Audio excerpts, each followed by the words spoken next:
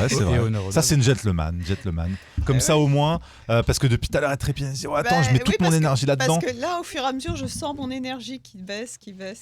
Elle m'a dit, on le fait vers 18-19 heures. Ma pauvre, je suis désolé. Je vais commencer à te faire bosser, puisqu'il faut que tu mettes les images. Ça y est, moi, j'ai tout sous la main. Alors, il y a une première image. Alors, une première image, c'est un mouton. Alors... attends, parce que c'est Lazare, c'est notre cher Lazare. En fait, c'est au four et au moulin. C'est une première présentation en amorce de la chronique avec les différentes images qui normalement sont. Est-ce que c'est ça la première image? Voilà, c'est la première image. Je rappelle... c'est sur Pâques. On va parler de Pâques justement, puisque c'était Pâques le week-end dernier. Donc on a notre agneau magnifique, parce qu'on a beaucoup attaqué les moutons, puisqu'on a traité les gens de moutons. Et le petit lapin de Pâques. Et là, voilà. Bon. C'est mignon. Ouais. Ensuite. Alors, oui, je trouve très beau cet agneau. Alors là, c'est une blague. T'as l'air fatigué, ça va pas. Ouais, c'est bientôt Pâques et faut pondre plus pour gagner plus. Ouais. C'est nous. On en est encore là. C'est vrai. C'est pas facile pour les poules en ce moment. D'ailleurs, on en reparlera un peu plus tard justement de ces poules. Et alors, là, c'est le berger, notre cher Bayrou qui nous explique tout ça. Alors, nous ne produisons pas suffisamment. C'est vrai ou c'est un détournement ? Ça, c'est tout à fait vrai. Là, et non seulement c'est vrai, mais je vais vous lire ce qu'il nous dit. Pardon. Ensuite, nous ne produisons pas suffisamment. On n'a jamais été aussi, le PIB n'a jamais été aussi élevé de toute l'histoire de la France. Bon. Alors ça, c'est pourquoi nos factures coûtent si cher. Voilà. Donc ça, c'était avant. Donc ça, c'est le premier, c'est avant quand nous avions le monopole. Et puis là, maintenant, le mauvais monopole. Et là, tu vois, c'est tellement moderne. Le monopole. C'est tellement plus moderne. Il y a plein de flèches, plein de gens qui se gavent. Autant dire que plus il y a des flèches, plus ça coûte cher. J'imagine, parce qu'à chaque fois, il y a une petite taxe douanière. Voilà. Ensuite, ça, c'est un monsieur qui nous expliquera, et donc je vais lire ce qu'il nous a expliqué par rapport à la TVA du chocolat. Alors lui, c'est le président de la coopérative U. Voilà. Okay. Voilà. Dans cette commission où il a été interrogé, voilà. Et là, je ne sais pas si vous vous souvenez. Le trio gagnant. C'est surtout Borne qui montre à Bayrou qui était complètement perdu, qui cherchait son verre d'eau. Oui, qui était sous sa main. Voilà. C'est cool. Voilà.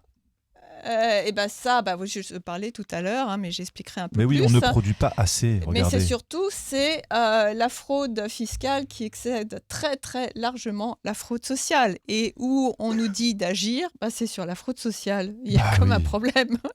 Oui. C'est normal. Et là, il y a et alors, ce qui est assez étonnant, c'est que tout ce qui est en rouge avant, c'est là où c'est dénoncé, etc. Et on s'aperçoit que tout ce qui est fraude sociale, il y a un gros rond rouge, mais tout ce qui est la fraude fiscale est petit quand même par rapport au reste. Oui. Ensuite, c'était pour montrer quand même ce qui avait marqué la vérité permet d'agir. Ils ont vraiment mis ça ? Mais oui, non seulement ils ont mis ça, mais c'est marqué aussi sur son pupitre. Non mais attends, non mais ils sont géniaux. Ils osent tout, c'est Orwell quoi. Ok. Voilà, la vérité permet d'agir. Donc je parlerai un peu de ces notions de vérité. Ok. Là oui, on a été le 1er avril. On se rappelle ce que c'était. Moi en fait, je sais pas si vous avez fait beaucoup de blagues le 1er avril, mais moi j'y étais pas. Là, j'arrivais pas. Alors j'ai vu que Miloud sur les réseaux sociaux a quand même balancé 2-3 petites blagues pour un peu faire sourire notre public en disant Nexus accepte son premier actionnaire, Nexus va mettre de la publicité. Voilà. Ça, c'est vrai que ça peut arriver que le 1er avril. Ouais, mais bon. Ça, c'est parce que je vais parler un petit peu de Nutri-Score. Ça, c'est nos pauvres poules. Ils vont là. Élevées en liberté, oui. Élevées en liberté, oui, parce que on va parler des poulaillers. Enfin, en tout cas, je vais. Ça devient de plus en plus compliqué. C'est l'ARN réplicant.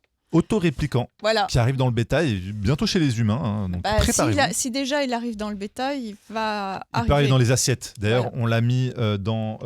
c'était dans lequel numéro qu'on l'a... Voilà, oui. De la seringue à votre assiette, numéro 155. D'ailleurs, on voit nos moutons. Les moutons... Ouais. C'est nous les moutons. Alors ça, vous connaissez cette histoire de l'éléphanteau qu'on attache à un pieu. Et parce qu'on se demande toujours comment un éléphant qui arrive qui a une force extraordinaire reste attaché. C'est gentil, merci. Et c'est parce qu'en fait, il a oublié qu'il pouvait se battre. C'est vrai. On est comme des lions en cage. Voilà. Alors j'ai rien compris. C'est quoi ? Non, en fait, il y avait une autre image avant, mais je sais pas pourquoi. En fait, c'était le starter pack de Macron, mais je te l'ai envoyé, c'est pas passé. Si c'est alors. Il y a un effectivement, plus petit, voilà, oui. Le petit là avant. Oui, mais je peux pas le zoomer. Je sais pas, il a pas voulu mais passer. Par contre, alors qu'est-ce que c'est que ça ? C'est moi. J'ai vu passer tous les gens sur les réseaux sociaux avec cette image starter pack. Voilà, alors starter pack, donc ça se fait avec l'IA, enfin chaque GPT, et donc j'ai voulu voir et tester comment, faire les premiers pas sur cette fameuse IA. Donc voilà le résultat. Alors ce qui est embêtant, c'est que j'avais mis avant celui de Macron. Oui, c'est pas moi qui l'avais fait, mais je sais pas pourquoi il veut pas passer. C'est la censure, sans doute. Ça doit être ça. Ouais. Mais enfin, alors je sais pas. Et ça, donc on commence par rapport à ça. Il est aussi très mignon cet agneau magnifique, donc l'agneau pascal, donc Pâques en avril avec ses œufs en chocolat, donc ça fait écho à Noël avec son Père Noël. L'origine chrétienne de ces fêtes, enfin en tout cas en France, parce qu'il y avait déjà aussi à l'Antiquité, donc l'origine chrétienne de ces fêtes, de la naissance du Christ à sa résurrection, s'est doublée d'une fête païenne avec une tendance commerciale qui s'était accentuée effectivement ces dernières années, comme a dû le remarquer aussi Romain. Ce qui fait que... attendez, j'ai un petit problème technique. Ce qui fait que, effectivement, les nombreuses personnes, quelle que soit leur religion, se regroupent à faire cette fête. Donc, c'est une fête qui rassemble, mais pour combien de temps encore ? Des fêtes qui risquent de ne plus être accessibles à tous les Français parce que acheter des œufs en chocolat, ça pourrait devenir un luxe. Je ne sais pas si vous avez vu vos œufs en chocolat, vous avez essayé d'en acheter, mais les prix, cher. Ça a grimpé entre déjà l'an dernier et cette année. Parce que aussi, au vu de l'augmentation générale des prix, on ne voit pas pourquoi il en serait effectivement autrement. Mais comme les achats d'œufs de Pâques, ça se fait qu'une fois dans l'année, le changement est plus brutal. Parce que si on revenait un an en arrière par rapport à ce qu'on achetait il y a un an, quand on conserve ses tickets de caisse, je recommande à ce que l'on conserve ses tickets de caisse. Non, ça, c'est un choc. On a fait un achat tout à l'heure avec Romain. J'ai appris qu'une clémentine était quand même à 63 centimes. Elle est venue faire les courses avec moi tout à l'heure. Est-ce qu'elle est bio au moins, la clémentine ? Je pense même pas. Elle n'est pas du tout bio. Hein. Ah, là, 63 centimes, une clémentine. Ouais. Ça, à chaque fois. Savoure-la. Tu sais, là, je la savoure. Là, il y a 1 euro qui part à chaque fois. Là. Non, mais mon record, je crois, en clémentine, ça avait choqué. Mais même le caissier, il avait passé la clémentine. Parce que j'en prends toujours à 4 heures ou un truc comme ça. J'y vais, tac, bip. Et une fois, ça m'avait fait 1,10 €, je crois, la clémentine. Wow. À franc prix, je crois. Et surtout que plus les prix augmentent, plus la TVA aussi. C'est une évidence, mais qui devient de moins en moins évidente à supporter. En tout cas pour moi, je ne sais pas ce qu'il en est pour vous. Et n'ose pas seulement cet impôt-là, puisque c'est un impôt, rappel-là, qui devrait remplir les caisses publiques. On devrait les voir se renflouer, ça devrait être systématique. Et non, c'est l'inverse qui est annoncé, qui donne cette équation paradoxale que plus les Français payent, moins il y a de l'argent dans le pays. C'est vrai. L'État français serait devenu un panier percé dont le trou s'agrandit d'année en année, s'accompagnant d'une évaporation de l'argent quelque part, comme s'il disparaissait dans une dimension parallèle. C'est un événement surnaturel. Voilà, il y a quelque chose, c'est bizarre. Ça s'évapore. Eh ben non. Ah bon ? Non, pas du tout, nous dit l'actuel Premier ministre Bayrou. C'est parce que les Français ne travaillent pas assez. Ah, pire, on ne travaille pas. C'est ce qu'il nous a dit, donc ce qu'on avait vu dans l'image tout à l'heure, du 15 avril 2025 sur l'état des finances publiques. Donc il sous-entend que la dette qu'ont créée ces gouvernements successifs, c'est de la faute des Français. C'est toujours logique. Les mêmes. Alors, est-ce que cette technique de culpabilisation peut-elle agir quand il est de plus en plus difficile de trouver un emploi rémunérateur, que monter son entreprise, ça devient une forme de masochisme que effectivement maintenir son commerce tient de l'exploit quand nous assistons à une épidémie bien réelle, celle-ci, de faillite et même de fermeture d'enseignes, telle que nous le valide même le journal Le Monde, qui nous dit que les plans sociaux se multiplient dans les enseignes de commerce. Là aussi, entre le terrain et ce que dit Bayrou, c'est comme si l'on ne parlait pas du même pays, c'est comme si nous n'habitions pas la même France. Il y a beaucoup de choses parallèles. Ce qui est confirmé quand il déclare « Nous n'avons pas assez de ressources et nous ne produisons pas assez ». Et ajoute « Si nous produisions comme nos voisins européens, il n'y aurait plus de déficit budgétaire. » C'est un peu comme entre frères et sœurs. Tiens, un tel, t'as vu, il travaille mieux, machin et tout. Exactement. Ce qui est quand même très inquiétant parce que déjà prétendre que les pays voisins n'auraient pas de déficit est assez inquiétant sur sa méconnaissance des situations des autres pays. Mais dire que nous ne produisons pas assez, entre la dilapidation de nos industries sous la direction de Macron et cette toute dernière nouvelle où la France produit trop d'électricité, fait craindre que les solutions qui seront mises en place par ce gouvernement ne répondront pas aux véritables enjeux à relever. Donc, je voudrais revenir, puisqu'on avait vu le schéma, sur ce dernier cas qui semble aberrant, au vu notamment de la hausse faramineuse des factures d'électricité, c'était en ce moment, que subissent encore actuellement les Français, donc qu'ils soient des particuliers ou des entreprises. Moi, j'en reviens toujours pas. Si tu veux le réafficher. On le remet. Alors, le schéma EDF, c'est celui-là ? Voilà. A rappelé les multiples fermetures de PME, d'ailleurs en cascade, que cela entraîne encore quand les banques refusent de prêter afin de seulement pour ces PME payer leurs factures d'énergie. D'autant que les ménages les plus modestes, j'avais déjà dit la dernière fois, mais que le chèque énergie versé habituellement au printemps est là repoussé à l'automne pour cause de budget 2025 en cours. C'est quand même extrêmement gonflé quand d'autres gens ont été augmentés. Du gouvernement et parlementaire, qui de surcroît, en plus cette année, ça n'aurait pas couvert le montant, ça n'aurait couvert qu'une infime partie, et ce n'était pas le cas auparavant, qui met les Français face à un choix cornélien. Que faut-il sacrifier de ses besoins essentiels pour payer ses factures ou ne pas les payer ? Alors, donc, on comprend cette équation aberrante qui met en relation donc, les factures qui grimpent et une production d'électricité trop forte. Je le lis, je n'arrive pas encore à enregistrer cette notion-là. Surtout quand on vient de la payer. Bon, il paraît qu'on paye parce qu'on produit trop, donc on doit payer pour s'en débarrasser sur le marché européen. C'est logique. C'est tout à fait logique, c'est à devenir fou. D'ailleurs, j'ai tenté de comprendre pourquoi, donc j'ai réussi à saisir que certains indices, tels que ceux que l'on finance des énergies qui fonctionnent mal et qui coûtent cher, bravo, à savoir l'éolien et le photovoltaïque, afin d'obéir à un dogme sans fondement qui veut du décarboné, je vais encore le dire, autrement dit, le CO2 vu comme un polluant qui causerait le fameux réchauffement climatique. Encore contredit par des chutes de neige records dans les Alpes en ce mois d'avril, sauf si l'on veut que cette neige provienne du réchauffement. Bon, encore une autre équation incohérente qui va de pair avec celle précipitée. Alors, comment on en est arrivé là ? Donc, on avait vu le schéma. C'était avant 2000 qu'on avait encore le monopole. Ça semble très, très, très Quelle vieux. belle époque. Quelle belle époque. Et en 2022, donc les flèches dans tous les sens. C'est un schéma qui vient du site. Et Lucide, c'est ça ? Exactement. Oui, c'est ça, mais je crois que c'est marqué, tu vois, ouais. Lucide d'ailleurs. Salut au passage, mon travail. Ah ouais ? Ils font du bon boulot. Écoute, oui, c'est vraiment très, très bien. En plus, alors, on ne sait pas comment. En tout cas, c'est sûrement causé par un type de logique imaginée par des cerveaux déformés dans l'art de rendre complexes les actes les plus élémentaires, à toutefois réussir à faire des instruments qui, au passage, spolient les Français. Ils sont très très forts là-dessus. C'est des cerveaux extrêmement puissants.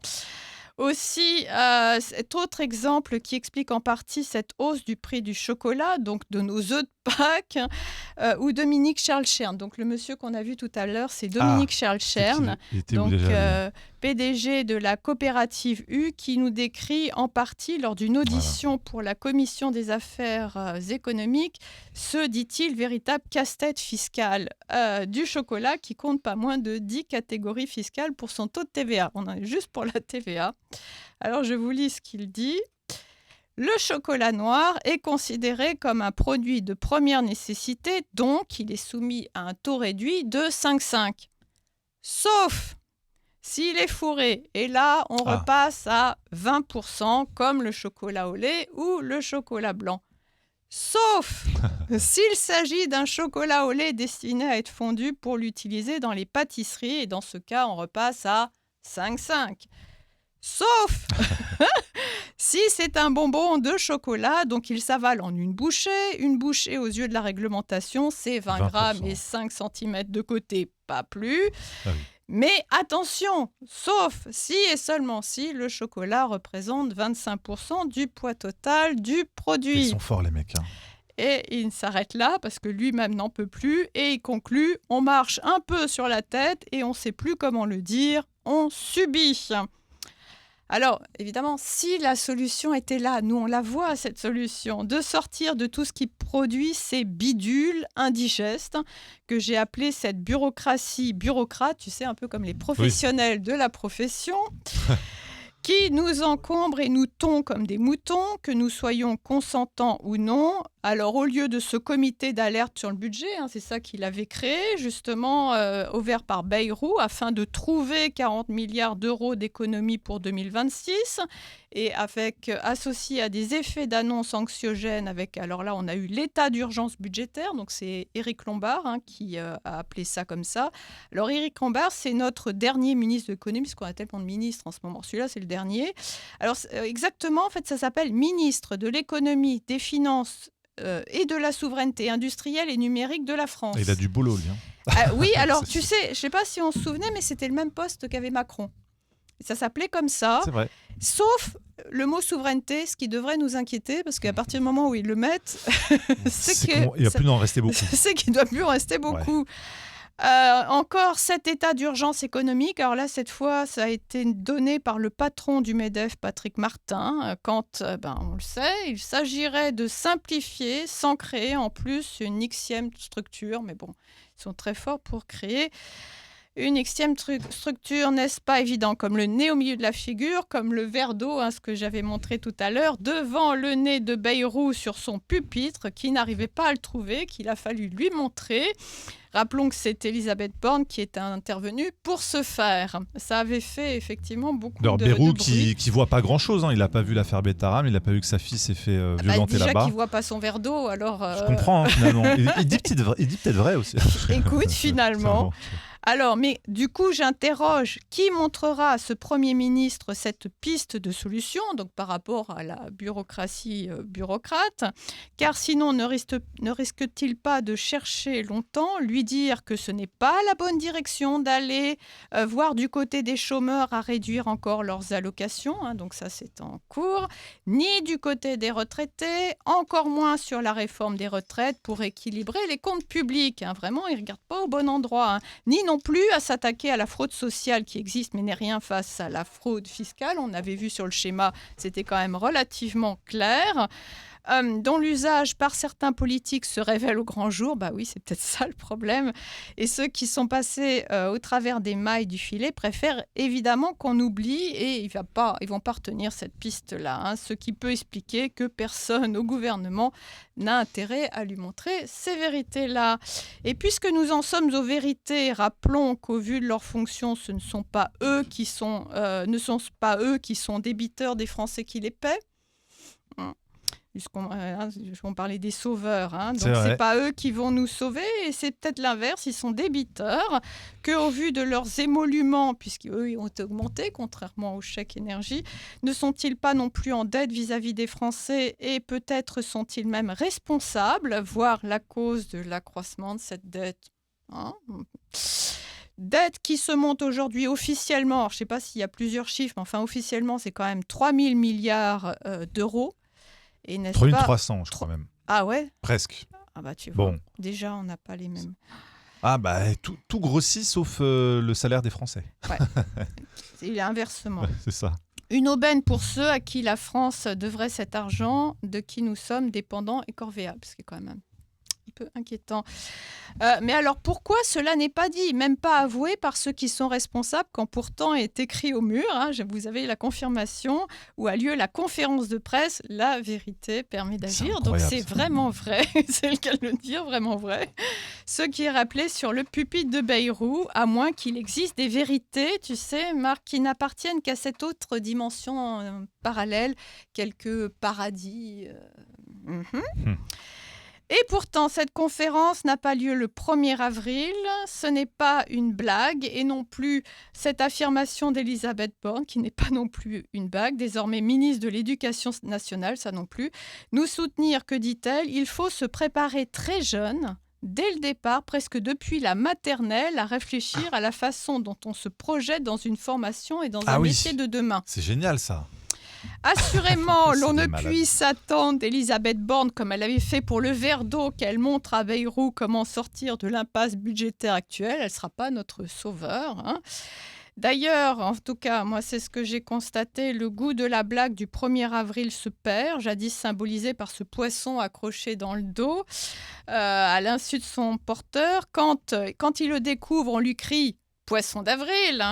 N'aimerait-on pas que ces taxes, factures, amendes, etc., placées dans notre dos, à notre insu, au moment où on les découvre, l'on nous dise « Poisson d'avril !» Poisson d'avril, ça serait bien. Oui, malheureusement, nous devons constater que nous sommes surtout les dindons d'une ignoble farce, tels les agneaux sacrificiels, l'anneau pascal, justement, que nous subissons à devoir combler ce puits sans fond des décisions budgétaires estampillées du « quoi qu'il en coûte ». À l'opposé de ce que nous clame la publicité Monoprix, n'entendons pas de la part de ce gouvernement ce slogan sous-jacent nous dire « qu'est-ce qu'on peut faire contre vous aujourd'hui ?» Après vouloir s'en prendre à nos finances, on voudrait agir sur ce que nous mangeons, déjà avec ce Nutri-Score qui étiquette les produits de A à E, parce qu'apparemment on ne sait pas lire les ingrédients. À décider pour nous en donnant des notes aux produits alimentaires pour notre santé, déterminer qu'un produit est bon ou mauvais sans préciser les critères retenus. En fait, déjà tous les produits sont fixés sur 100 grammes. Sauf qu'on ne mange pas 100 grammes de mandarine comme on va manger 100 grammes de pommes de terre ou quoi que ce soit. Enfin, ça n'a plus rien à voir. On compare des choux et des carottes, mais on nous dit ce qui est bon ou pas. Alors évidemment, vous savez bien que nos chocolats, nos packs sont mal notés. Forcément. Qui ferait se tourner ceux qui le suivent scrupuleusement à utiliser des vrais œufs, à poursuivre d'ailleurs cette ancienne tradition des œufs peints. Avant, les œufs étaient peints, c'était pas des œufs en chocolat.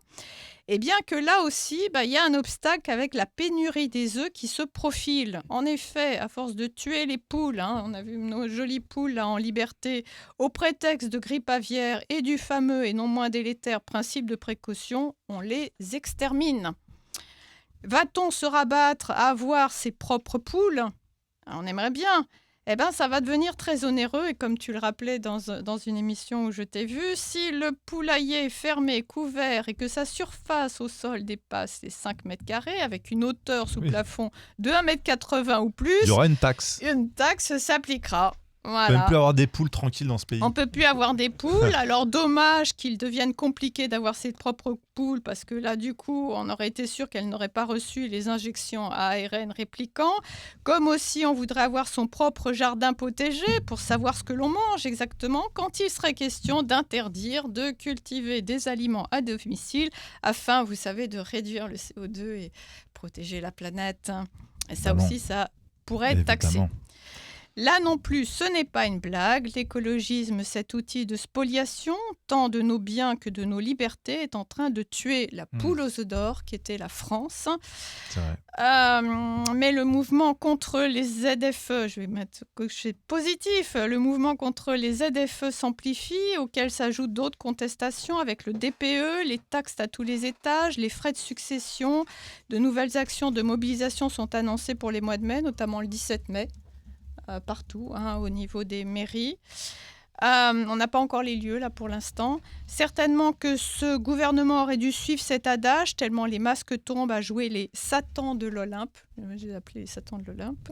D'au moins écouter cette expression populaire qui avertit en avril, ne te découvre pas d'un fil, à défaut d'écouter la population. Alors, et puis ils vont se dire que mai, ils vont le faire ce qu'ils veulent. Mai fait ce qu'il te plaît, à moins que même en mai, de plus en plus de Français concernés ont compris. Ils ne sont plus cet éléphant enchaîné qui, bien qu'il n'est plus attaché à un pieu comme l'était un éléphanteau, se croit encore impuissant et ne tente pas de se libérer. Il s'agit enfin de sortir de cette impuissance apprise, cette conscience retrouvée de ces Français qui se sentent suffisamment forts et légitimes pour réclamer leur dû. Alors ce que j'appelle le dû, c'est de ne plus laisser ces dirigeants au pouvoir actuellement de faire ce qui leur plaît, mais bien d'être ces dirigeants, rappelons-le à chaque fois, sont au service des citoyens, de remplir ce rôle de serviteur de la France, et pas l'inverse. Qu'aussi les citoyens regagnent leur place, et comme le rappelle un message que j'avais vu donc dans La Vérité qui libère, un petit clin d'œil à Géraldine sur son télégramme, qui rappelle que le 1er avril est le seul jour où l'on vérifie la source d'une information avant d'y croire, donc de savoir en douter. Il reste de faire la même chose toute l'année. Également de garder le sens de l'humour et de la dérision qui fait naître dans ces starter parks. Donc on l'avait Macron, malheureusement j'ai pu le placer, on va voir si je peux le retrouver.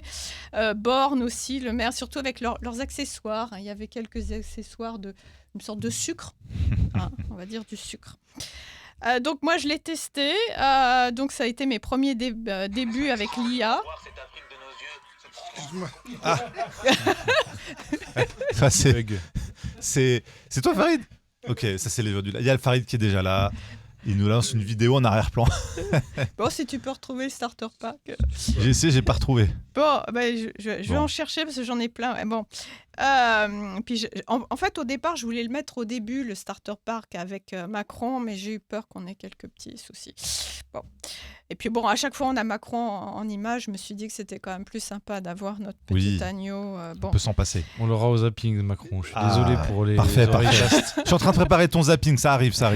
Je télécharge. En tout cas, il s'agit d'apprendre à communiquer avec une machine et voir ses limites, qui crée cet étonnant rapport, et ça revient à ce qu'on disait tout au début, cet étonnant rapport, une forme de proximité troublante, créant l'illusion d'un véritable échange quand entre humains, ils font souvent du défaut, du danger que peut créer cette confusion, à savoir mettre là aussi, comme les gouvernants, cette technologie à sa juste place, à notre service, et cultiver nos liens humains afin de rester libres et maîtres de nos vies. C'est le plus important. Merci beaucoup Laurence pour cette chronique de ces dernières semaines passées. On se retrouvera du coup pour celle du mois de mai, en espérant qu'elle soit un peu plus optimiste. Écoute, à chaque fois, j'essaye mais c'est pas de ta faute, d'y mettre un peu. Tu dépends comme nous de l'actualité. Voilà, et puis on essaye aussi tous de mettre du pouvoir. Et j'aime bien finir sur cette note-là, effectivement. Reprendre notre souveraineté, reprendre notre pouvoir, le lien humain. Souvent, c'est la solution à tout ce qu'on vit.